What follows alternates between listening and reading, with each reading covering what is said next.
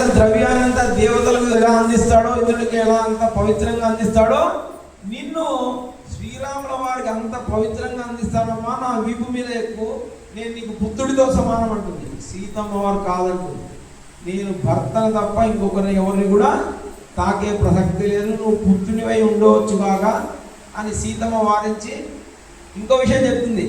నన్ను రాముడు లేనప్పుడు రావణాసురుడు ఎత్తుకొని వచ్చినాడు దొంగతనంగా, ఇప్పుడు రావణాసురుడు లేనిది చూసి నువ్వు దొంగతనంగా తీసుకొని వస్తే రాముడికి సమర్థత లేదు, రాముడు రావణాసురుడిని జయించలేడు కనుకనే ఈ కోతి సులభంగా ఎగరగలదు, దూకగలదు కనుక ఈ హనుమంతుడి ద్వారా సీతమ్మ వారు తీసుకోవడం అంటే తన పతి యొక్క గొప్పతనాన్ని కోరుకుంటుంది. మనం ముందే హిందూ దాంపత్య ధర్మంలో ముందు అనుకున్నాం, భార్యాభర్తల సంబంధం ఎలాంటిదంటే వేరు వృక్ష సంబంధం. చెట్టు యొక్క వేరు చెట్టు, చెట్టు భర్త ఉన్నతంగా పైకి కనపడుతూ ఉంటాడు, దానికి ఆధారభూతం ఏమి? భార్య. వేరు వేరు లోపలికి కొండల్లో, తర్వాత నీళ్ళల్లో, ముళ్ళల్లో, రాళ్లలో కిందికి వెళ్ళి వెళ్ళి వెళ్ళి వెళ్ళి వెళ్ళి సపోర్ట్ ఇస్తేనే పైన చెట్టు చిగురిస్తుంది.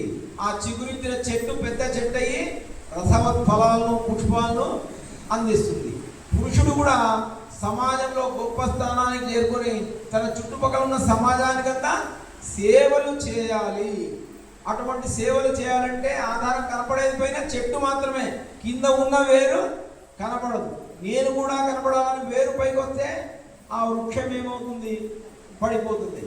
కనుక భర్తకు పూర్తి మద్దతు తెలుపుతూ, అందుకే మాట కూడా వచ్చింది, ప్రతి విజయం వెనుక ఒక స్త్రీ ఉంటుంది, వేరు ప్రతి మొక్కకు కూడా ఒక వేరు ఉంటుంది. వేరు ఎంత బలంగా ఉంటేనే ఆ పురుషుడనే వృక్షం అంత గొప్పగా ఎదుగుతాడు. ఆ వృక్షం ఉంటేనే వేరుకు కూడా బలం. కేవలం వేరు మాత్రం పైన వృక్షం ఆకులేమి లేవనుకోండి, వేరు లోపలనే ఉళ్ళి కృషించిపోతుంది. కనుక వేరు వృక్ష సంబంధం ఈ భార్యాభర్తలది. కనుక తన